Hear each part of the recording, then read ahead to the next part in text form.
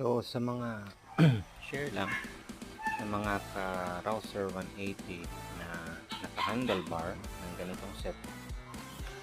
Yan. Tapos yung nabili nating cable at na-install na natin is for CT100 short. Yan. So ito siya. Yan. So fit na fit. Fit siya. Tapos dito ito yung gusto ko. Paired with Wimbo P19. So ang bili ko nito is 47 pesos sa Shopee, kasama ng na-install natin, bagong install na brake master sa likod.